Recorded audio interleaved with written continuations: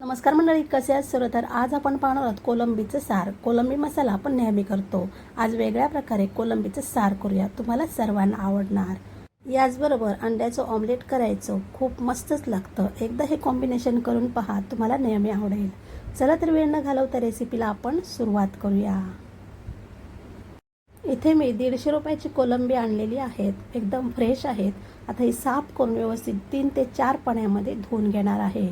आतील तो काळा धागा काढलेला आहे आणि स्वच्छ धुवून झालेली आहे 3 ते 4 पाण्यामध्ये.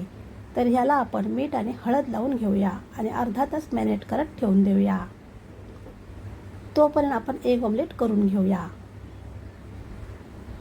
एग ऑमलेटसाठी कांदा, टोमॅटो, लसूण, हिरवी मिरची घेतलेली आहे कट करून. त्यामध्ये ही अंडी फोडणार आहे. अंडी फोडल्यानंतर यामध्ये मीठ, हळद, कोथिंबीर घालून व्यवस्थित मिक्स करून घ्यायचं आहे. या साराबरोबर कोलंबीच्या अंड्याचं ऑमलेट खूप मस्तच लागतं. एकदा हे कॉम्बिनेशन नक्की करा. तुम्ही नेहमी कराल. आता हे व्यवस्थित आपल्याला मिक्स करून घ्यायचं आहे. गॅसवर पॅन ठेवलेला आहे. लो टू मीडियम फ्लेम गॅसचे ठेवायचे आहे आणि 2 चमचे तेलामध्ये हे अंड्याचं ऑमलेट तयार करून घ्यायचं आहे आपल्याला. तोपर्यंत कोलंबी मॅरिनेट होत आहेत.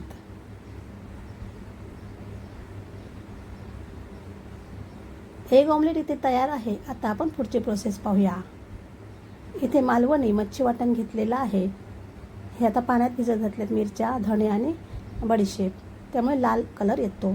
तर आता हे मिक्सरला लावून सर्व एकत्र घेतलेलं आहे.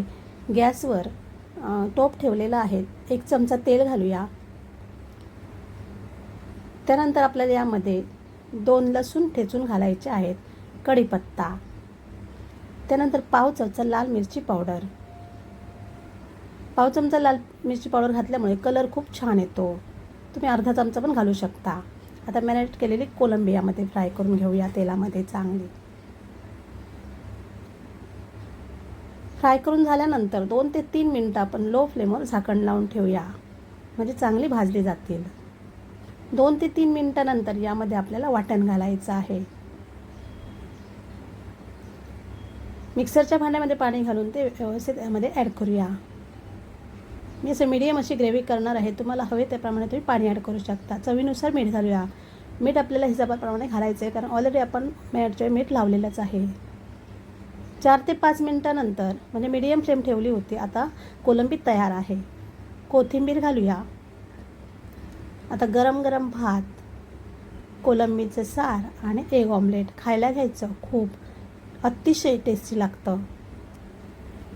अतिशय टेस्टी अशी नॉनव्हेज थाळी तयार आहे. तुम्हाला सर्वांना आवडेल.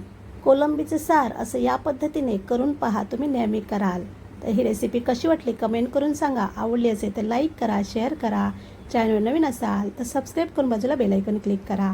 आता आपण भेटूया अशाच एका नवीन रेसिपीसोबत. धन्यवाद.